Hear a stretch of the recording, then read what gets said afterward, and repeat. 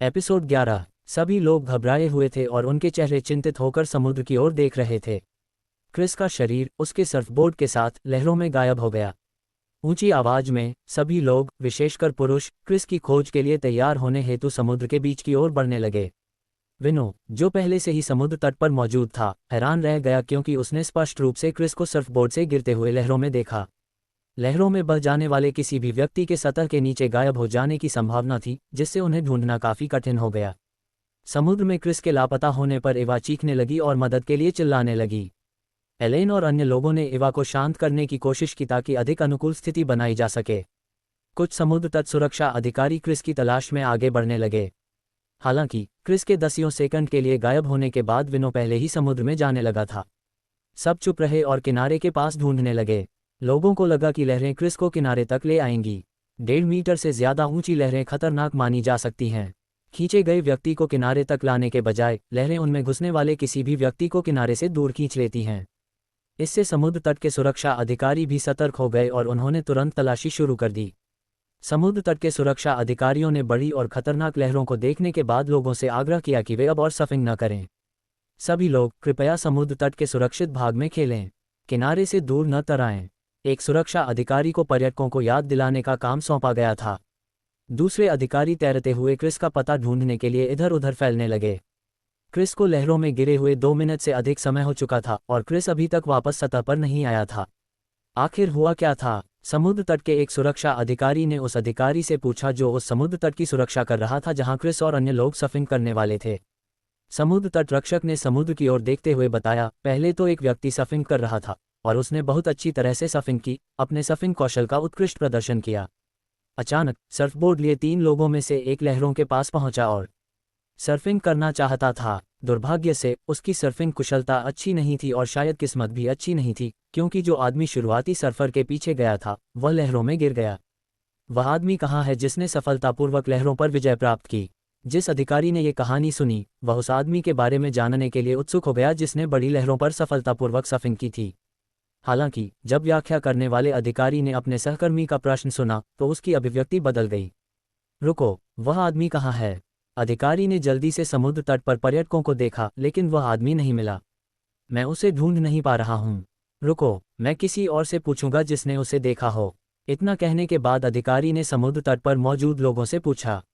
अधिकारी को कई पर्यटकों से पूछताछ करने के लिए दौड़ते देख पूछने वाला अधिकारी चिंतित हो गया। दर्जनों अधिकारी तलाशी अभियान में लगे थे। कुछ पानी में उतरे जबकि कुछ तट पर मौजूद अन्य अधिकारियों की मदद से लापता व्यक्ति की तलाश में लगे रहे। दूसरे अधिकारी के साथ बातचीत करते हुए अधिकारी समुद्र की ओर भागा और कुछ अधिकारियों ने ये देखा तो पूछा कि उसके साथ क्या हो रहा है। आप समुद्र में खोज क्यों करने जा रहे हैं? समुद्र तट पर निगरानी अधिकारी ने पूछा। अधिकारी ने तेजी से जवाब दिया, लापता व्यक्ति 2 लोग निकले। छप छप, अस्थायी उपकरणों के साथ अकेला समुद्र तट सुरक्षा अधिकारी समुद्र तट पर प्रवेश कर गया। अतिरिक्त लापता व्यक्ति की तलाश के लिए पानी में पानी डाला गया। अधिकारी के पानी में प्रवेश करने के कुछ सेकंड बाद पूछताछ करने वाला अधिकारी अपने समकक्ष को ढूंढने आया। कहाँ है वह? तट पर मौजूद निगरानी अधिकारी ने कहा। उन्होंने कहा कि 2 लोग लापता हैं और वह खोज में मदद करना चाहते हैं। वह सही कह रहा है। जो आदमी समुद्र में सर्फिंग करने में कामयाब रहा था उसके बारे में कहा गया था कि वह हमसे पहले समुद्र में प्रवेश कर चुका था। 3 मिनट बीत चुके हैं और वह अभी तक दिखाई नहीं दिया है। अधिकारी की बातें सुनकर अन्य अधिकारी चिंतित हो गए। खोज का कार्य व्यापक और तीव्र हो गया तथा कुछ अधिकारी निगरानी के लिए तट पर फैल गए। इस बीच कुछ अधिकारी अब तक सामने आए एक जहाज की सीधे खोज के लिए समुद्र में उतर गए। मैडॉन और डेल अभी भी समुद्र तट के किनारे खड़े थे और विशाल समुद्र में लापता क्रिस की निगरानी और खोज में मदद कर रहे थे। महासागर, उनके घबराए हुए और पीले चेहरे से यह भ्रम प्रकट हो रहा था कि क्या किया जाए।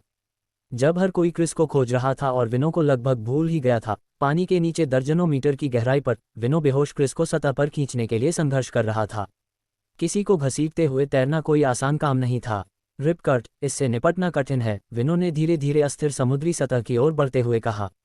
किनारे से कई 100 मीटर दूर डूबे और हौंफते हुए क्रिस को देखकर विनो यह अनुमान लगा सकता था कि क्रिस वह एक बड़ी लहर में फंस गया था जो उसे किनारे से दूर खींच ले गई थी। सौभाग्य से उन्होंने तुरंत कार्रवाई की और क्रिस को समुद्र की सतह से 10 मीटर से भी ज्यादा की गहराई पर ढूंढ निकाला। अगर उसे और देर तक छोड़ दिया जाता तो क्रिस का शरीर डूबता ही जाता और दूर तक बह जाता। किनारा, छप छप, हाँ, हम बाहर निकल आए। विनो का सिर अंततः लगभग 200 मीटर दूर पानी की सतह पर आ गया। अपनी अभी भी मजबूत भुजाओं से उसने बेहोश क्रिस को उठाया और अपनी पीठ पर लिटा लिया, फिर एक हाथ से थोड़ी बड़ी लहरों के बीच तैरने लगा। मैं ये कर सकता है। सिस्टम द्वारा अस्थायी रूप से प्रदान किए गए तैराकी कौशल को याद करते हुए विनो ने इसका पूरा उपयोग किया। विनो के धीरे धीरे तैरकर किनारे के करीब पहुंचने के कुछ ही देर बाद लापता क्रिस और विनो की तलाश कर रहे जेट स्की पर सवार तटरक्षक दल ने गलती से दूरी पर विनो को देख लिया। पहले उसे किनारे पर लाओ। मदद आने तक मैं अभी भी तैर सकता हूँ। विनो जोर से। एपिसोड 12। 7 घंटे से अधिक समय तक वे क्रिस के स्वास्थ्य की जांच करने के लिए अस्पताल में रहे। सभी को घर जाने की अनुमति दे दी गई क्योंकि क्रिस ठीक था और उसे छुट्टी दी जा सकती थी। अस्पताल में क्रिस ने विनो को मौत से बचाने के लिए धन्यवाद दिया। शरीर अभी भी सदमे और कमज़ोर था। क्रिस के मुंह से धन्यवाद और माफ़ी के शब्द फूट पड़े। मीटिंग की शुरुआत में विनो से अपने बुरे व्यवहार के लिए माफ़ी मांगना। क्रिस के माफ़ी मांगने से पहले ही विनो ने उसकी माफ़ी स्वीकार कर ली। उन सभी को यह तथ्य बताया गया कि विनो ने क्रिस को डूबने से बचाया था। यदि 15 मिनट से अधिक समय तक क्रिस को नहीं ढूंढा जाता तो यह आशंका थी कि क्रिस को बचाया नहीं जा सकेगा।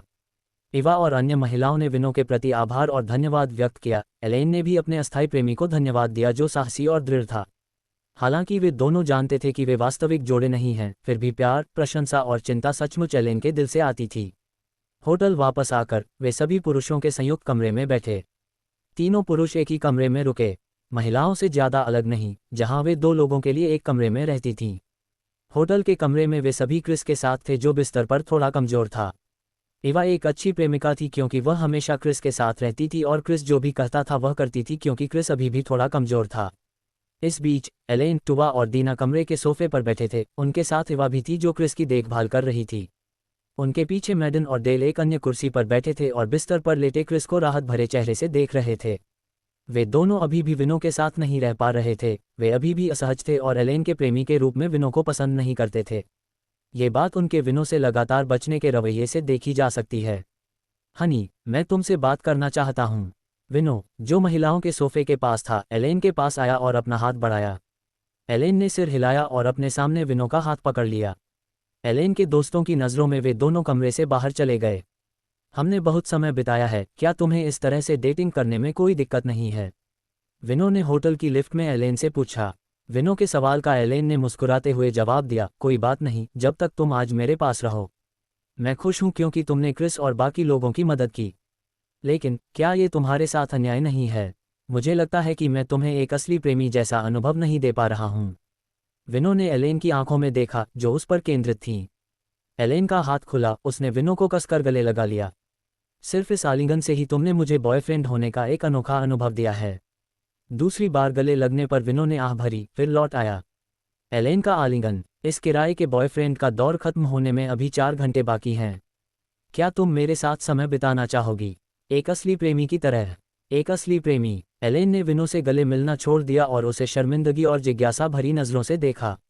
मेरा मतलब है, हम अभी भी किराए के प्रेमी और प्रेमिका हैं, लेकिन इस किराए की अवधि के शेष समय के लिए चलो खुद को एक के रूप में मानते हैं। यह एक असली जोड़ा है, विनो ने होठों पर मुस्कान लाते हुए समझाया। एलेन ने सिर हिलाया, ठीक है, मैं पहले उन्हें बता दूंगी। ठीक है। एलेन ने अपना फ़ोन उठाया और अपनी 3 सहेलियों को अपने बॉयफ्रेंड विनो के साथ अपनी अचानक डेट के बारे में मैसेज भेजा। मैसेज का जवाब उनकी सहमति से मिला। डिंग, लिफ्ट की घंटी बजी जिससे पता चला कि वे भूतल पर पहुंच गए हैं। बाहर का आकाश पिछली सुबह से अलग था, ये थोड़ा धुंधला था, हालांकि अभी भी उज्ज्वल रोशनी थी। वे दोनों होटल से बाहर निकलकर एक रेस्तरां की ओर चल पड़े।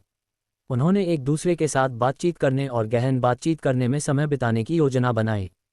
चम्मच लेकर भोजन को खाने से पहले उसमें कुछ छेड़छाड़ करते हुए विनो ने एलेन को घूरते हुए कहा, मैंने कल ही यह काम शुरू किया है। नया कर्मचारी। एलेन की नज़र विनो के खूबसूरत चेहरे पर गई। उसके सामने, हाँ, मैंने अभी अभी यह नौकरी शुरू की है। आप कब से किराए के बॉयफ्रेंड के रूप में काम कर रहे हैं? एलेन विनो की इस असामान्य और अनोखी नौकरी के बारे में उत्सुक थी। हालांकि अभी शुरुआत ही हुई थी, विनो को लगा कि यह काम बहुत लंबा है। इसमें इतने सारे अनुभव थे जो उसने पहले कभी महसूस नहीं किए थे। तुमने यह अजीब नौकरी क्यों चुनी? अपने पे को शांति से हिलाते हुए उसके चेहरे पर एक हल्की सी मुस्कान आ गई। मैं बस ढेर सारे अनुभव पाना चाहता हूँ। अनुभव? एलेन के लाल गालों पर एक प्रश्न चिन्ह उभर आया। एलेन के चेहरे पर भाव देखकर विनो को कुछ अजीब सा एहसास हुआ। होटल के प्रांगण से आउटडोर पूल के पास समुद्र तट की कुर्सियों पर बैठी एलेन ने अपने बगल वाली कुर्सी पर बैठे विनो से पूछा, मैं जानना चाहती हूँ, क्या तुम ब्रेक डांस कर सकते हो? मैं आ सकती हूँ। अगर मैं नहीं आ पाती तो मैं नहीं आती, क्योंकि आपने ब्रेक डांस करने की शर्त पर एक प्रेमी का आदेश दिया था, विनो ने हल्की मुस्कान के साथ जवाब दिया। सच में, क्या तुम ब्रेक डांस कर सकते हो? झूठ नहीं बोल रहे हो, है ना? एलेन को विनो की बात पर यकीन नहीं हुआ। आखिरकार, सभी पुरुष ब्रेक डांस तो नहीं कर सकते। सच में, मैं झूठ नहीं बोल रहा। अगर मैं झूठ बोलूंगा तो वहां खड़े आदमी पर बिजली गिर सकती है। विनो एलेन के सामने खड़ा था, अपनी हरकत करने के लिए तैयार, और उसने उस आदमी की ओर इशारा किया जो ऐसा करने वाला था। पूल में प्रवेश करें। पफट, ठीक है, मुझे तुम पर विश्वास है, एलेन ने अपना मुंह ढकते हुए कहा। विनो ने जिस आदमी की ओर इशारा किया था उसने भ्रमित चेहरे से उनकी ओर देखा। ठीक है, मैं ब्रेक डांसिंग शुरू करूंगा। विनो ने एलेन से उसके फ़ोन पर हिप हॉप असेडिकोन्सी संगीत बजाने के लिए कहा। इसके बाद विनो का शरीर बुनियादी टॉप रॉक स्टेप्स करते हुए बजाए जा रहे संगीत की लय के अनुसार चला। एलेन का चेहरा चमक उठा जब उसने विनो के शुरुआती मूव्स देखे। उसने टॉप रॉक बहुत अच्छे से किया था। देखना, विनो ने अपनी चाल बदली और 6 स्टेप किया, उसके बाद बैक ड्रॉप और कुछ कठिन ड्रॉप्स किए। विनो का शानदार नृत्य देखकर एलेन की पुतलियां चौड़ी हो गईं। एलेन की निगाह के नीचे विनो ने एक शक्तिशाली चाल हेड स्पिन का प्रदर्शन किया, जिसमें उसने अपने सिर को धुरी के रूप में इस्तेमाल करके अपने शरीर को उल्टा घुमाया।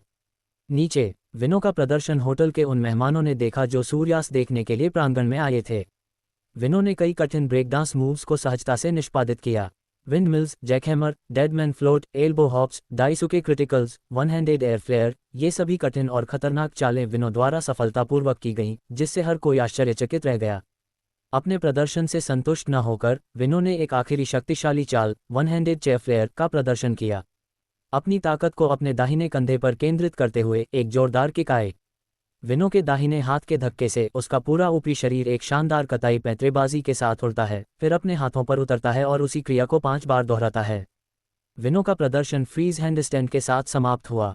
अपने दाहिने हाथ से शरीर को छूते हुए, अपने बाएं पैर से अपने बाएं हाथ को छूते हुए। एलेन की निगाह के नीचे विनो ने एक शक्तिशाली चाल हेड स्पिन का प्रदर्शन किया, जिसमें उसने अपने सिर को धुरी के रूप में इस्तेमाल करते हुए अपने शरीर को उल्टा घुमाया। विनो का प्रदर्शन होटल के उन मेहमानों ने देखा जो सूर्यास्त देखने के लिए प्रांगण में आए थे। विनो ने कई कठिन ब्रेक डांस मूव्स को सहजता से निष्पादित किया। Windmills, jackhammer, deadman float, elbow hops, Daisuke criticals, one handed air flare, ये सभी कठिन और खतरनाक चालें विनो द्वारा सफलतापूर्वक की गईं, जिससे हर कोई आश्चर्यचकित रह गया। अपने प्रदर्शन से संतुष्ट न होकर विनो ने एक आखिरी शक्तिशाली चाल वन हैंडेड चेयर फ्लेयर का प्रदर्शन किया।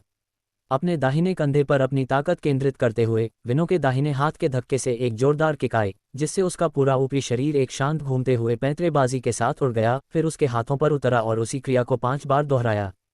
विनो का प्रदर्शन फ्रीज हैंडस्टैंड के साथ समाप्त हुआ। उन्होंने अपने दाहिने हाथ से शरीर को ऊपर उठाया और कुछ सेकंड के लिए अपने बाएं हाथ को अपने बाएं पैर से छुआ। बहुत बढ़िया। जैसे 5। अगर तुम लोग नए हो तो सब्सक्राइब करो, वो जो लाल वाला बटन है उसके साथ स्कैम करो या फिर महफिल जमाओ, मुझे नहीं पता, बस क्लिक हो जाना चाहिए। अब मैं भी जा रहा हूं, मुझे पार्क में स्टंट्स मारने जाना है।